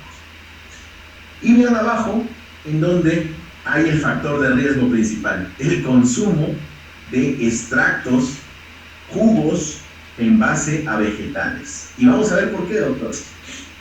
Vemos que Arequipa, Junín, Cajamarca, Cusco, Puno y Lima son los que tienen más prevalencia. En segundo lugar, doctores, está Junín. Por eso que es muy importante conocer esta enfermedad. ¿Qué más? El rango, el grupo etario, los grupos etarios que son más prevalentes, de 0 a 10 años, doctores, pediátricos, y de 11 a 20 años. Siguen siendo pediátricos, jóvenes, adolescentes, el grupo más afectado, hasta los 30 años. Hombres y mujeres. Obviamente, en el grupo de 0 a 10, es los varones. En cambio, de 11 a 20, de 21 a 30, hasta 31 y 40, veamos que la prevalencia es el sexo femenino. ¿Debido a qué? a que se cuidan la línea, comen mucho más vegetales y por ende es el grupo etario que va a predominar con los casos de fasciola hepática. La pregunta es, ¿cómo se da esta enfermedad, fasciolosis, o también llamada distomatosis, en el Perú? A que no hay un consumo adecuado de alimentos, inclusive la baja pasteurización de la leche, que representa desde un 20 hasta un 30% en Perú de la forma de transmisión de este parásito. Ojo, el consumo de leche no pasteurizada. ¿Qué más? En nuestro país hay un consumo y comercio de vísceras de animales, y sobre todo en camales que no tienen las normativas o el saneamiento adecuado, es decir, clandestino. También la falta de educación sanitaria, es decir, el desconocimiento de esta patología, de esta enfermedad, genera que incremente más el riesgo. Ingesta de alimentos y de agua contaminados, bueno, para cualquier enfermedad parasitaria. Muy bien. Ingesta y comercio de vegetales, pasto de consumo humano y animal, y hábitat, obviamente, de un caracol, porque el caracol va a tener un papel muy importante en esto. Espero que no se cansen, espero que tampoco tengan otras actividades, porque veo que están saliendo los doctores. No se pierdan, ya les he dicho que esto les va a venir en los exámenes, o en el examen que va a ser la próxima semana. Bueno, de acá de la taxonomía que necesitan saber de la fasciola hepática es obviamente que es clase tremátoda y la especie es fasciola hepática. La fasciola hepática tiene dos tipos muy marcados geográficamente. La fasciola gigántica, que está en el Asia, en África, pero en islas del continente americano, en la parte norte, que es Hawái, donde producen en este continente, Asia, África y Hawái, las islas, lo que es una hepatitis fulminante por obstrucción. La fasciola hepática, en cambio, en el resto del mundo, donde está Latinoamérica, también el Perú, es la fasciola más pequeña. Y vamos a ver sus características. Primero, sinonimia en regiones endémicas. La fasciola hepática es conocida en el Perú en muchos lugares como Alicuya, ojo, Jayo-Jayo, Cayutaca, distoma, por eso que se da la enfermedad de la distomatosis, se le conoce como distomatosis, o la mayoría lo conoce como duela hepática, porque obviamente el cuadro clínico característico es el dolor en el cuadrante superior derecho. Y no se olviden de la alicuya. ¿Qué características? Bueno, como ven, doctores, hay de 2 a 3 centímetros, un ancho de 1 centímetro, es macroscópicamente visible, doctores. Es de los parásitos que ustedes podrían verlo al ojo, como dicen. Y que a veces hacen la parotomía diagnósticas y encuentran caminando sobre el hígado a estos parásitos. Tienen la forma de una hoja y como son gruesitas, es carnosa, por eso le denominan la hoja carnosa. Es hermafrodita, por lo tanto se autofecunda, no necesita de otro espécimen, ¿cierto? Ellos mismos se autofecundan. El aparato digestivo es incompleto, tienen un sistema nervioso, denominado también por troncos nerviosos y ganglios, y tienen capas musculares. Y ahí el secretito, porque se va a utilizar un medicamento que en realidad bloquea las terminaciones nerviosas y por ende paraliza al parásito y se muere. Asimismo también por eso, porque tiene sistema nervioso y tiene capas musculares. Y tiene un polo excretor por la parte posterior, como ustedes pueden ver acá, por donde elimina sus heces y los huevitos. Características de los huevitos, doctores. Huevos se eliminan, obviamente, no embrionados, al ambiente. Más o menos son muy microscópicos, son muy pequeñitos, de 130 por 150, como máximos valores, hasta 60-90 micras. Los huevos tienen un opérculo, es decir, una capa superior, un polo superior externo como una tapa, y vamos a ver que son de color amarillento debido a la pigmentación biliar. ¿Por qué? Porque estos parásitos viven en el hígado, pero les gusta mucho más la vesícula biliar y todo el tracto de la vesícula. Vamos a ver que el periodo prepatente en los seres humanos son de 3 a 4 meses. Es decir, que si yo me contaminé por huevitos, por consumir estos huevitos, recién voy a tener parásitos, obviamente adultos, en 3 a 4 meses después de la contaminación o haberme infectado, debido al consumo, obviamente, de alimentos. Vamos a ver que la fasciola adulta tiene entre 10.000 hasta 20.000 huevos al día, coloca, muchísimo más que cualquier otro parásito que acabamos de ver. Tiempo en madurar, obviamente, es de 3 a 4 meses, recuerden ese tiempo. Y te necesita una temperatura entre 10 a 26 grados centígrados a nivel ambiental. ¿Perdón? Ahí está. Y recuerden que les mencioné que había un caracolito que necesita o forma parte del ciclo. Este caracolito se llama Limnaea stagnalis, perdón. Es un caracol que es el hospedero intermediario, es decir, que estos huevitos tienen que llegar, obviamente, hasta el caracol, ser ingeridos para que puedan seguir el ciclo de maduración y después ser depositados, la forma infectante, en plantas semiacuáticas, ya sean berros, alfalfas, lechugas. Y eso necesitamos que este molusco, que este caracol, el Limnaea, pues también, que puede ser el caracol terrestre, que es su primo, también es una variante de Limnaea, puede estar viviendo en las orillas, en los riachuelos, ¿cierto? Inclusive en las áreas ganaderas, debido a la contaminación del agua, puede llegar hasta ahí, pero le gusta el agua dulce, obviamente. Un solo individuo, es decir, un solo caracolito, puede producir 25.000 caracoles nuevos en 3 meses. Por lo tanto, si un caracolito fue infectado, en 3 meses vamos a tener nuevos caracolitos, pero también vamos a tener nuevas formas quísticas del parásito. ¿Cuáles son los ambientes favorables? Pues vamos a ver los riachuelos, los ríos, los lagos con agua dulce.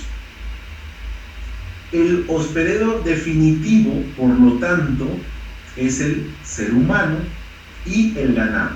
Recuerden, ovino, bovino, caprino, porcino, equino, conejos y liebres. ¿Quién tiene eso?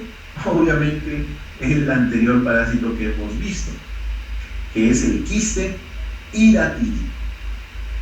Este caracolito también obviamente va a permitir que el huevito o el quiste pueda madurar, reproducirse y generar obviamente más fasciolas. ¿Qué alimentos obviamente son los que pueden potencialmente estar contaminados con este parásito? Con los huevos son vegetales de tallo corto, alfalfa, berros, lechuga, espinaca, entre otros. Nuestro tipo de alimentación, jugos, emolientes, infusiones, en base a todos estos vegetales de tallo corto, pues son comercializados a veces sin las mayores higienes. Y eso es un factor de riesgo. Ni qué decir el agua insegura o contaminada. Asimismo, las actividades de agricultura de estos vegetales, si es que usamos aguas inseguras como riego, vamos a tener también la sobrevivencia de estos huevitos. Así también la comercialización de estas verduras o inclusive los alimentos que son mal preparados. Por lo tanto, tenemos pregunta muy interesante es ¿Cuál es la forma infectiva? La que infecta al ser humano es la fase de metacercarias. Metacercarias. Acá vamos a entender un poco cómo el caracolito interviene en la maduración de estas. Primero, una metacercaria, que es la forma que infecta al ser humano y infecta al ganado.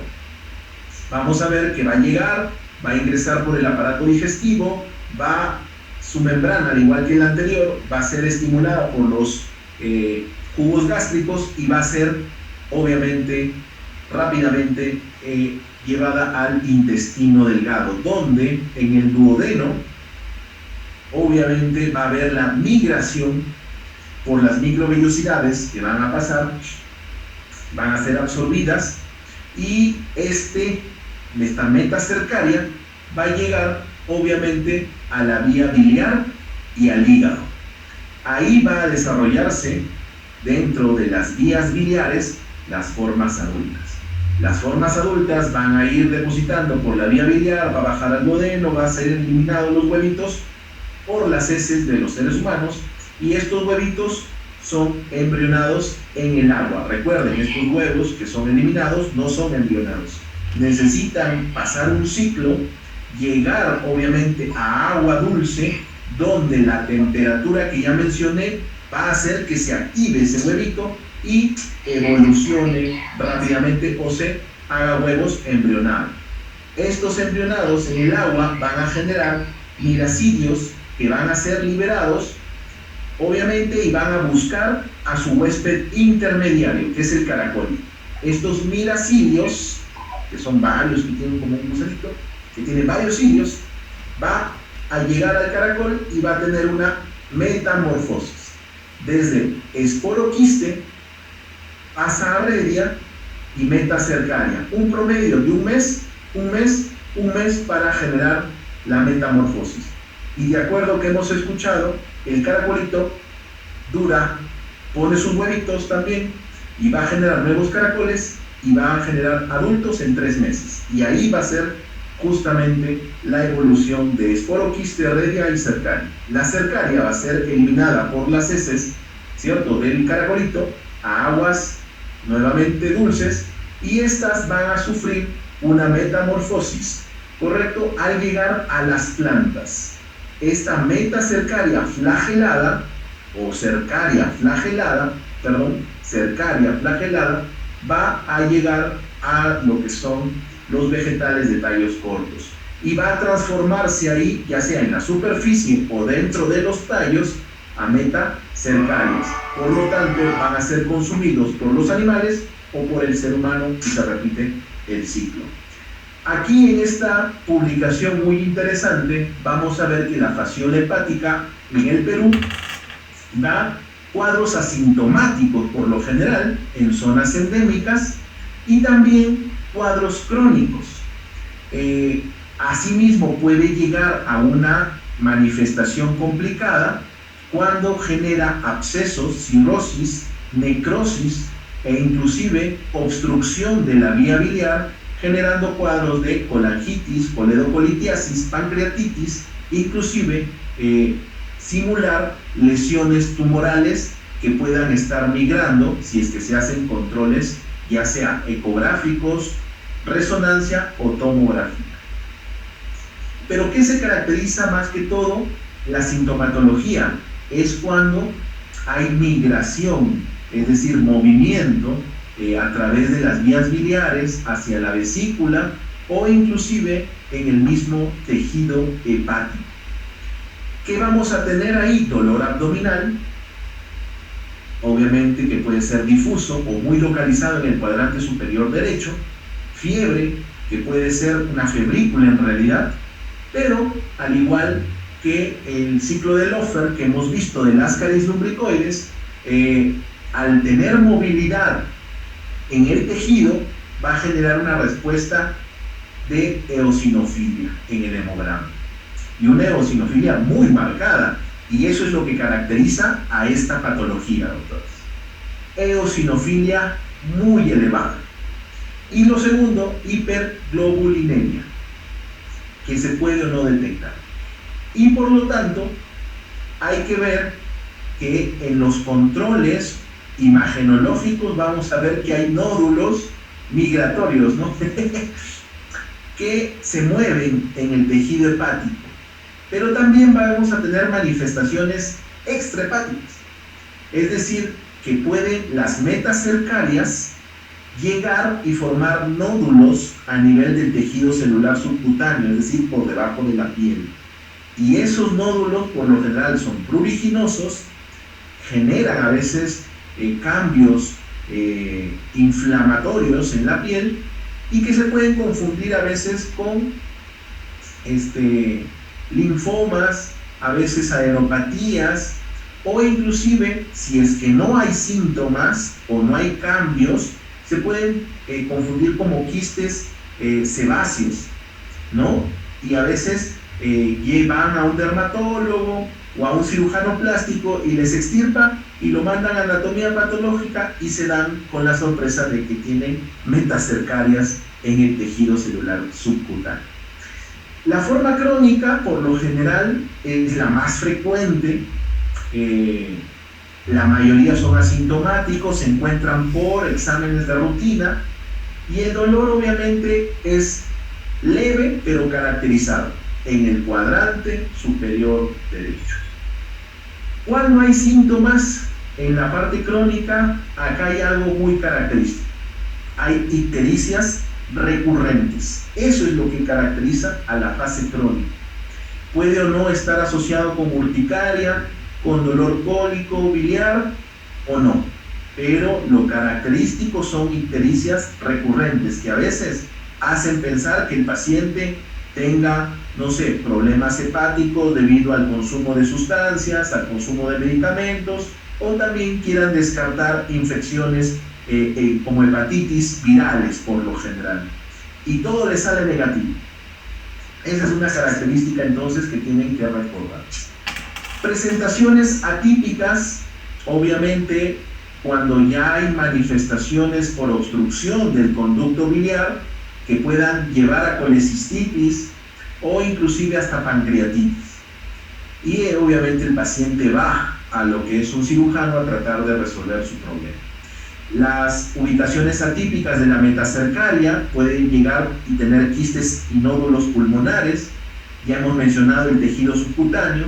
Puede también llegar a los ganglios y generar un cuadro de adenomegalias e inclusive abscesos de ganglios linfáticos. Y otra presentación que a veces es rara, pero también en zonas endémicas se tiene que valorar, es la presencia de quistes en el útero, ya sea en el músculo uterino, que a veces se confunde con otras patologías como miomas, o inclusive en el endometrio, generando también aparentemente cuadros similares a pólipos y que generan sangrado, claro que sí. Entonces son ubicaciones muy atípicas de lo que es la fasciola. El Halson, doctores, es en realidad un cuadro de emergencia, en realidad, porque produce una asfixia por obstrucción, ya que la metacercaria puede llegar a lo que es la cavidad faríngea, generar una respuesta inflamatoria, que es el edema del paladar blando, y conllevar a una disnea que puede ser fatal, con una asfixia por obstrucción debido a la inflamación. ¿Esto dónde se da? Principalmente en el ganado vacuno, principalmente, o en ovejas o en cabras. Sin embargo, el ser humano también puede tener, son reportados muy bajos, pero es importante también conocer. Diagnóstico de la fasciola, doctores. Vamos a ver que se da por estudio coprológico, es decir, estudiamos las heces. Y aquí es importante recordar la diapositiva que les puse de los dos estudiantes, uno de medicina humana y otro de medicina veterinaria. ¿Y por qué, doctores? Porque ellos fueron los que permitieron hacer este test de bajo costo y son de las pocas aportes que existe de Perú al mundo, ¿no? En realidad lo siguen utilizando en el Instituto Nacional de Salud de Lima para el estudio que es el test de lumbreras y la concentración de Cato-CATS. Ahí están los apellidos y nombres de los dos estudiantes. Vamos a ver que es muy útil en la fase crónica debido a que tenemos que analizar las heces. Estas heces, los estudiantes en ese entonces lo diluyeron en solución salina y obviamente hubo una precipitación, pero los huevitos quedaron flotando de la mitad hacia la superficie y por lo tanto uno de ellos, que fue Cato-CATS, recolectó la cantidad de huevos y lo midió, y es muy importante para ver la infestación o no del paciente, es decir, la cantidad de huevitos por gramo de heces. Entonces el test de sedimentación de lumbreras fue el otro médico, es el que permitió identificar microscópicamente a los huevitos. En cambio el otro doctor hizo la concentración. Entonces se debe indicar al paciente características que deben de solicitar a sus pacientes cuando estén en su serum, porque van a enfrentarse con esta patología. Y los que rotan conmigo, un grupo sabe que hicieron telemedicina justamente para preguntar cómo se diagnostica o cómo se trata la fasciole.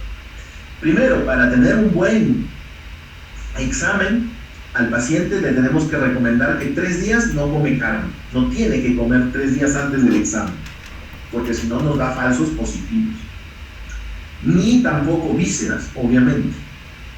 El examen de heces, porque preguntaron también otros grupos, me dijeron, doctor, pero el examen parasitológico simple o seriado sirve.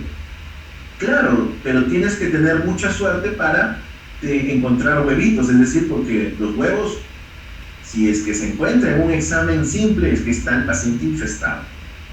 Normalmente la sensibilidad es menos del 10% en examen seriado, inclusive de parásitos. No es la técnica indicada. Y Cato-CATS dijo, bueno, si hay huevitos que están de la mitad y sobre todo en la superficie, debido a su peso, flotan, en pocas palabras, hay que recolectar para poder evaluar la cantidad de huevos por gramo de heces. Y justamente Cato-CATS es la técnica que se sigue utilizando en lo que es el Instituto Nacional de Salud. El segundo estudio es serológico, doctores. Hay que pedir serología.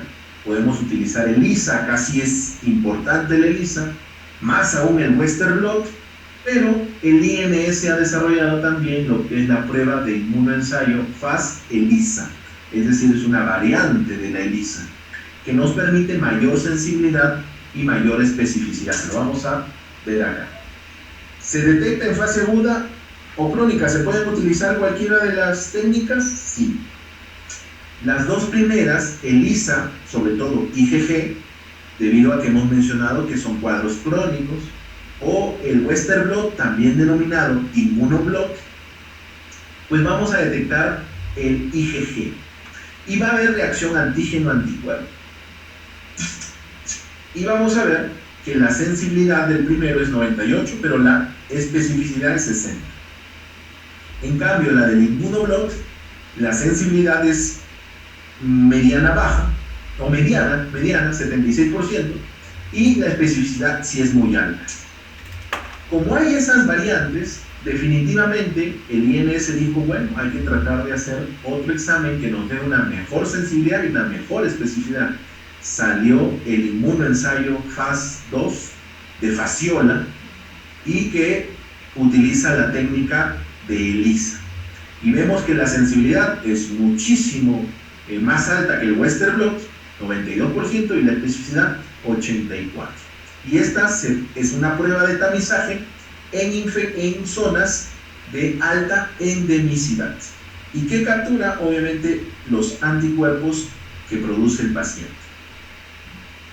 Vamos a ver que el diagnóstico diferencial va a estar dado de acuerdo a la fase que se encuentre. Por lo general, una fase aguda son cuadros quirúrgicos relacionados a la parte del hígado, como abscesos o hepatitis, o de la vía biliar, como colangitis o colecistitis aguda, inclusive llegando a poder generar pancreatitis. Recuerden que el Toxocara canis produce IgG muy similares a lo que es el cisticerco y también a lo que es fasciola.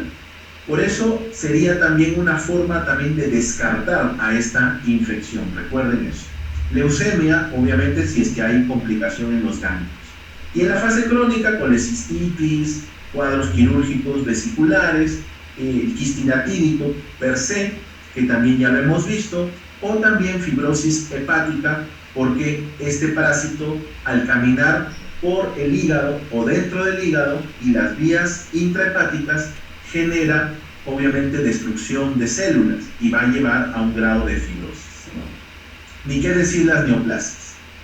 El tratamiento entonces, doctores, para la fasciola es el triclavendazol. Como ya les mencioné en algún momentito, este medicamento bloquea la placa neuromotor, en este caso del parásito.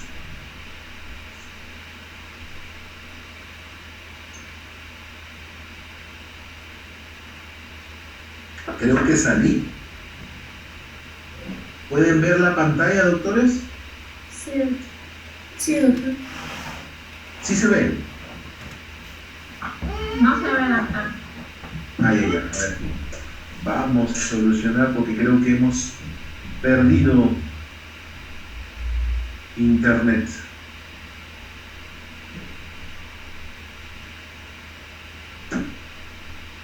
Hemos perdido conectividad.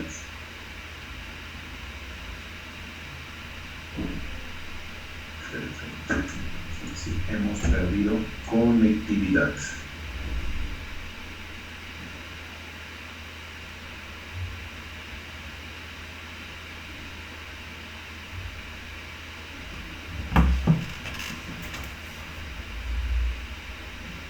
Perfecto.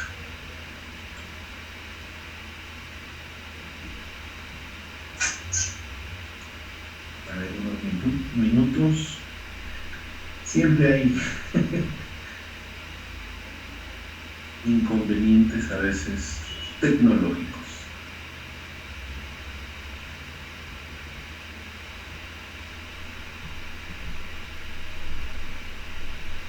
Ya falta poquito, doctores, para terminar al menos el bloque de parásitos, que es regular.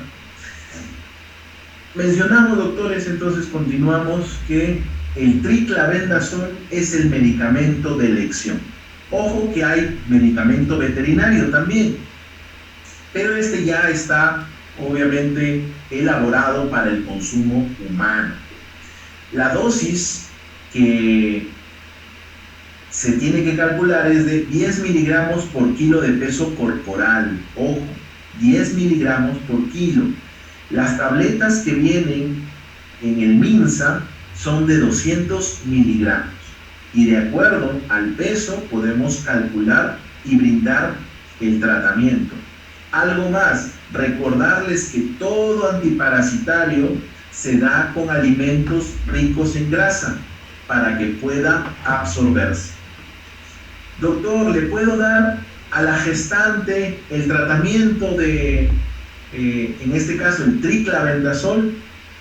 No, no está recomendado. Al igual que el albendazol, en lo que es quistidatídico, no está recomendado.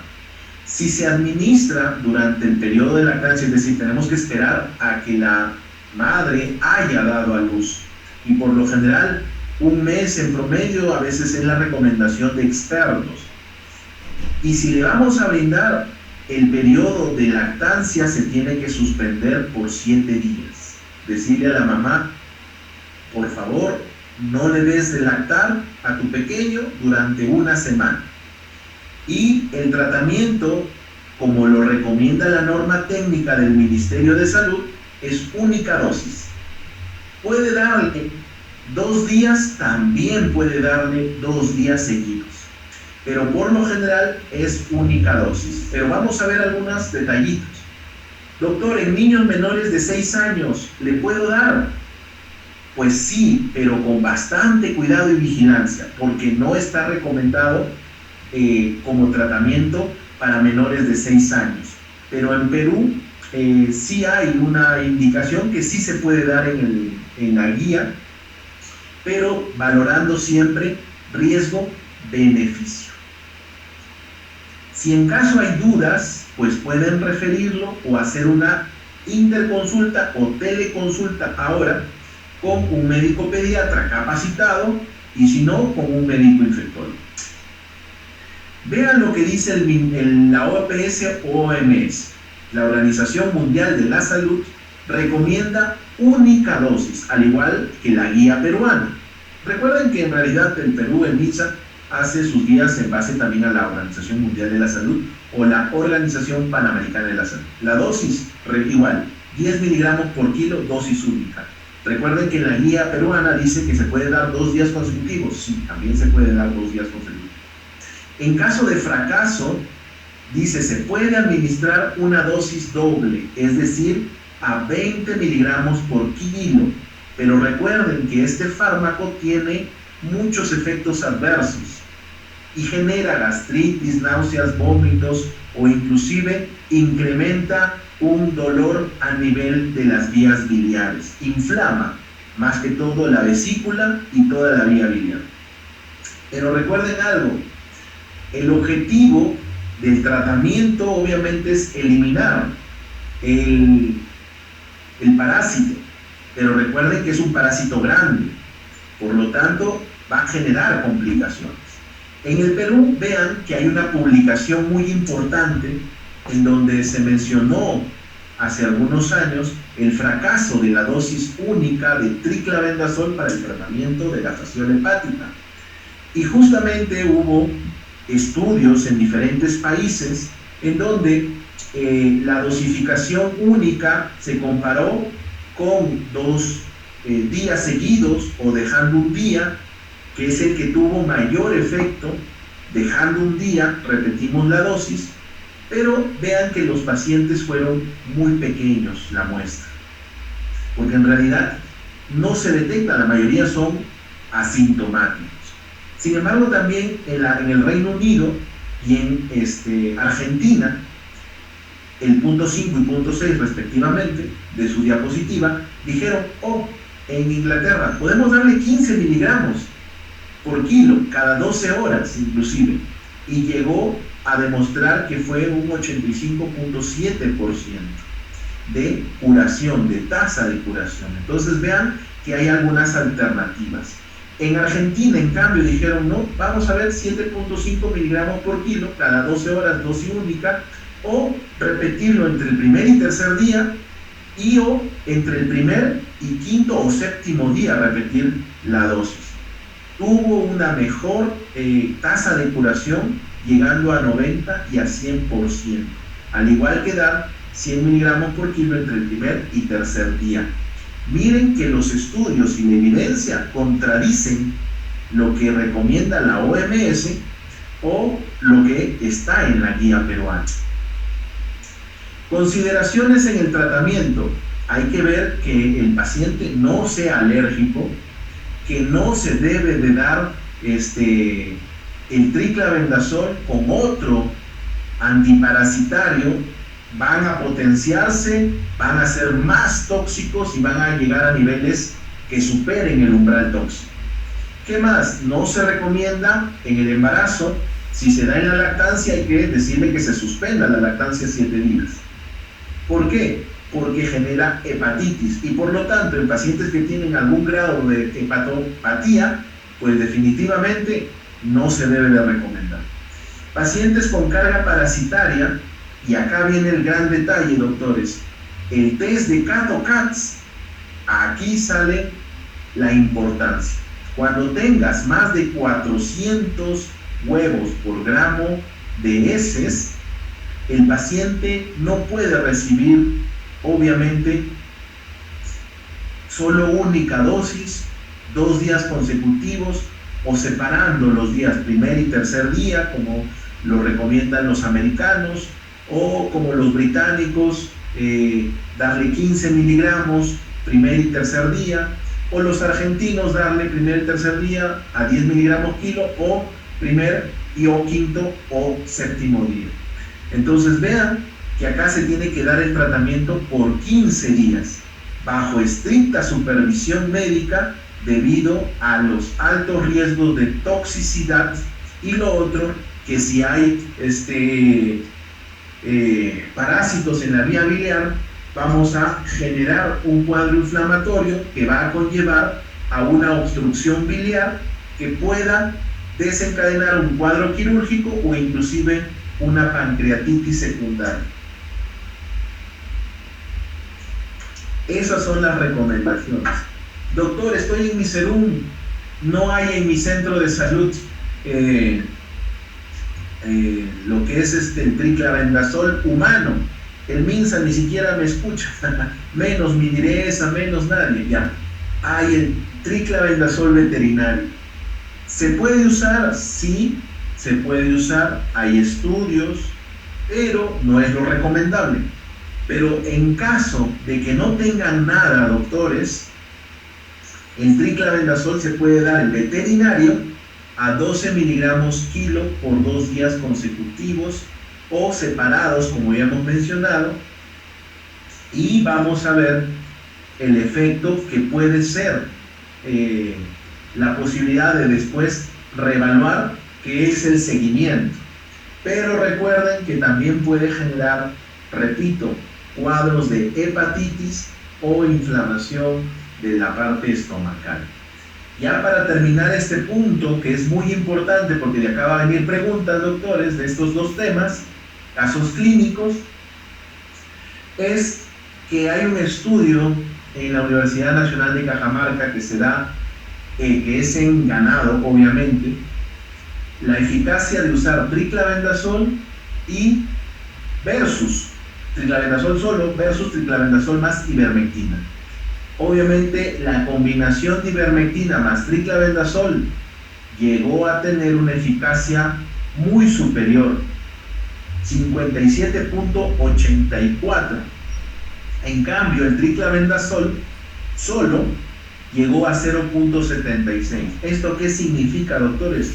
Que el parásito se está volviendo resistente y por lo tanto se está complicando el manejo y obviamente complica la erradicación y la cura del huésped, en este caso el ser humano o el ganado. Pero esto nos da una luz al menos para tratar de ver que si en el ser humano no tenemos alternativas, podríamos tratar de usar obviamente la ivermectina y el triclavendazol. Pero recuerden la recomendación que no se deben de usar a veces en el ser humano dos antiparasitarios. Entonces, pero es una posibilidad que se podría tener y que se necesitaría más evidencia. Pero ya nos da luces de la resistencia del parásito al triclavendazol y la dificultad de controlarlo de esta parasitosis. Control y seguimiento, última diapositiva, doctores, de este cuadro, es a los 30 días, a los 60 días y a los 90 días.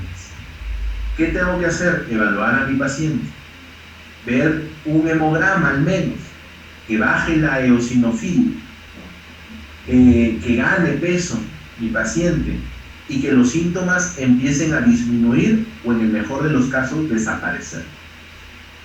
¿Qué tengo que hacer? ¿Cómo lo mido?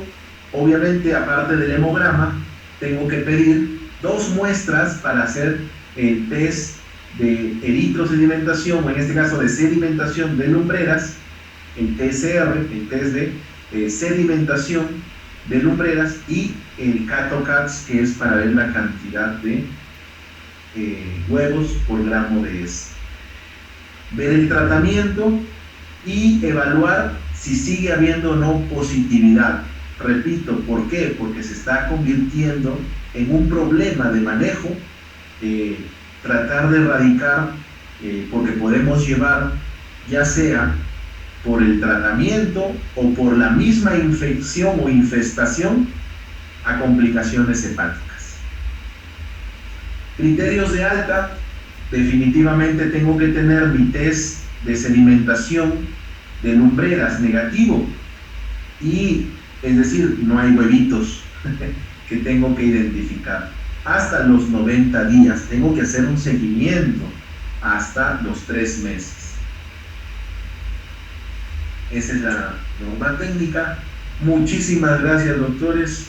Hasta aquí ya son las 9 de la noche. Hemos podido avanzar lo que es parasitosis. Espero que no estén cansados. A ver un ratito. ¿Hasta aquí alguna duda?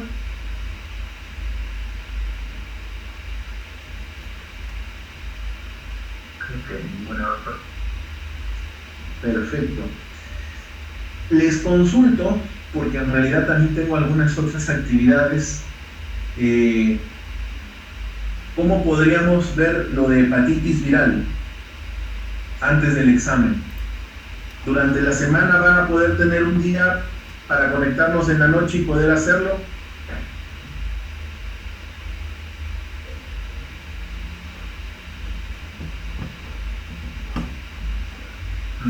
Yo propongo si podría ser quizás el martes, pero bueno, depende de mis compañeros, el martes en la noche. Sí, el martes podría yo, doctor. El lunes y el jueves vamos a hacer las clases presenciales, normal, que nos toca ITS. O en todo caso, podríamos ITS dejarlo y darles las clases de hepatitis viral el martes y jueves a cada grupo, y ITS recuperarlo antes del examen.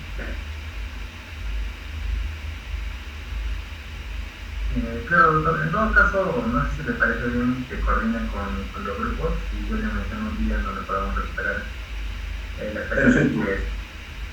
Claro, porque hepatitis también es larguito y creo que sería mejor hacerlo en la universidad para que ustedes lo tengan presente, porque de ahí sí va a venir más preguntas.